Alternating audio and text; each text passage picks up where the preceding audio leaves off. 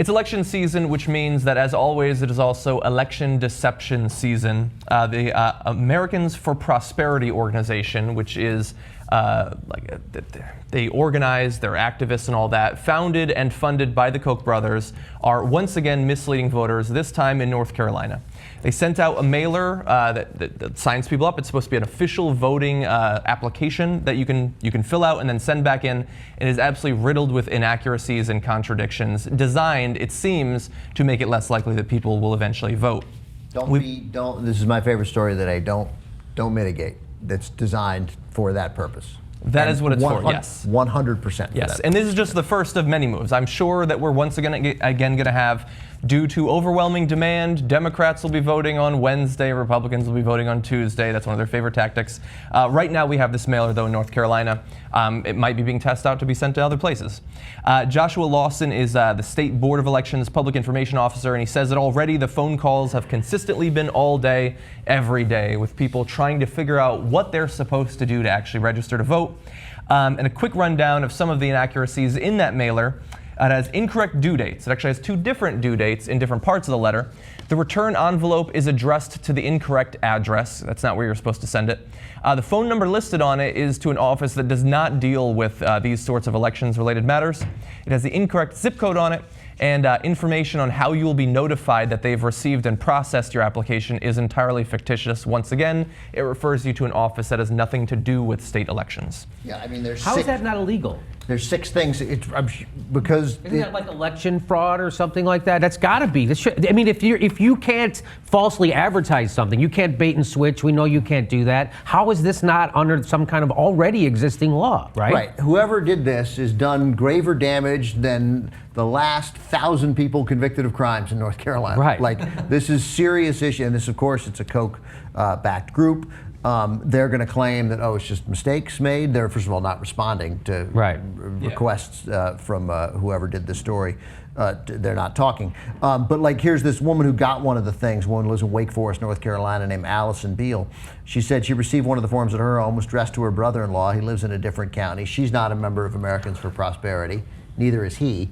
So they're just sending it out. But she says, I thought significantly, she thinks the false information could be an honest mistake. It could also deter people from registering. Like all this talk about the Koch brothers, we need to keep talking about it. Like, it isn't penetrated. People don't know. Of course that's what this is. This is what they did throughout the 1960s. This was their reaction to, oh my God, we gotta let these black people vote and they're gonna hate us because we've been preventing them from getting jobs, and my grandfather had some slaves, and they're super bitter about it. So after all the Jim Crow law, after the poll tax, the literacy test, this is just new ways of doing it. Yeah.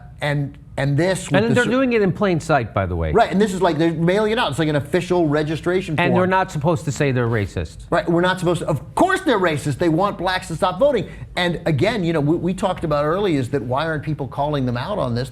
It still remains the best news report I've seen in the last 2 years was Asif Manvi's piece on The Daily Show, where he got that guy in North Carolina, Don Yelton, who was the precinct chair in Buncombe County, who was like, well, we're doing it to keep Democrats from voting. And then the yos, and if a bunch of lazy blacks don't want to get off there, well, so be it. I mean, and then he got fired. Mm-hmm. So this is exactly. Because he told the truth. Because he told the truth. Yeah, you get fired. That's the only crime you can commit in politics is accidentally telling the truth. And this is after the Supreme Court, which we were just like, the Supreme Court, they'll do the right thing on gay marriage. They took the Voting Rights Act, which was working, and thought, well, it's been working, so for the love of God, let's put the brakes on it. Yeah. And as soon as they got rid of it, they started suppressing the vote of African Americans all across the country. Right. Yeah. And they're doing it in plain sight. And how does it get reported on national news? I mean, you're talking about that voter value summit or whatever the hell, and how come there isn't some kind of people vetting what the hell they're saying down there? Well, this is happening in plain sight. And David Gregory, who's the new guy, Todd Snuffleupagus or whatever his name is, he's going to bring on Republicans, and he's not going to call them racist. He's not going to call what they're doing what they're doing. He's going to say, now why he's going to say some people say this is voter suppression, as if He can't make an objective call on that. He's going to, as Anna had pointed out to me, he's going to mistake neutrality for objectivity. And that's the thing that scares me. Louis Gohmert don't scare me. Michelle Bachmann's the lieutenant governor from Texas doesn't scare me. What scares me is the shit that happens right in plain sight and no one gives a fuck about it. This is right now happening. They're suppressing the vote, the most sacred thing to United States where it's supposed to be. It's supposed to be. That's the linchpin of our democracy, the right to one man, one vote. And they're suppressing it all over the place in plain sight. And people aren't screaming about it. And they're not enforcing. The Supreme Court lets it happen. They don't want to revisit. Anyway, it's just, that's the thing that scares me, the stuff that happens right in plain sight. And that's a failure of our news media. Yeah. And look, I love that this story came out this week because this is, of course, the big voter registration week, like it's supposed to be when we take seriously that not enough people are participating in politics, and this is how the Koch brothers and their organizations try to stop, in this case, possibly African Americans from voting. I remember a couple of years ago, there was an ad about getting out the vote, and they had a Spanish version and they had an English version. In the English version, they had the correct date to vote on. In the Spanish version, it was after the election. And so it's not just African Americans. They will target Hispanics. They will target the elderly. They try to make laws to stop students from registering and voting in the states where they go to college. Yes. In Utah, they're trying to pass a bill right now to make it so that you can't get your high school diploma or vote if you don't pass a citizenship test.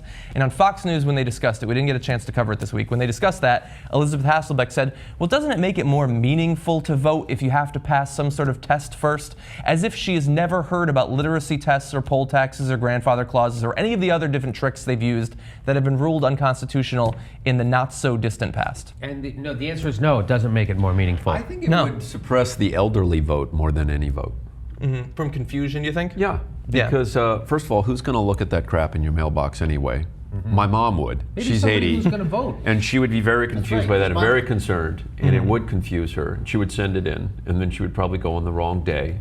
Yeah. And then be instructed that that's not that. You know what I mean? But I just feel like they're suppressing the elderly vote. I'm not sure that. Yeah, well, by the way, that's Democrats too, but I mean, and probably mostly elderly. I don't know whether it's mostly elderly blacks, but yes, but that's a big part of it. And you're right, because my mom, if it comes in the mail, if the Postal Service brought it to her house, then it's important. I'm sure it's important, yeah. My mom called in a panic just last week. This was Friday, so yeah, and about a week ago, because she can't. She lives on Social Security and she has no money and nobody cares about her.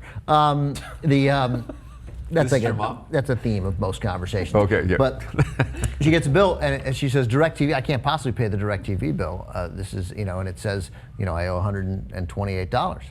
And I say, what I'm about to say to her is, your older son, my brother, has paid that bill since we installed DirecTV. Just pays it on his credit card, Just so you know. And she goes, well, I know it just says right here $128, and then below that it says this is not a bill. I don't know what to do. I'm like, well, I would pay attention to the part that says this is not a bill. This is not a bill. So we can throw this away. We can crumple that up, throw this away, Mom. But it came in the mail. Yeah. So that was part of it. It really is. Like, she grew up in a time when the mail was a big deal, and that's how the government communicated with you. That's how important pieces of information were sent to you. And if you dismiss what comes, I don't know. There have been weeks that have gone by where I've not opened anything that came in the mail. Weeks. Yeah. Me too, but then I went on Celexa first, and then Fexer, and I felt a lot better. I started opening my mail again. It was great.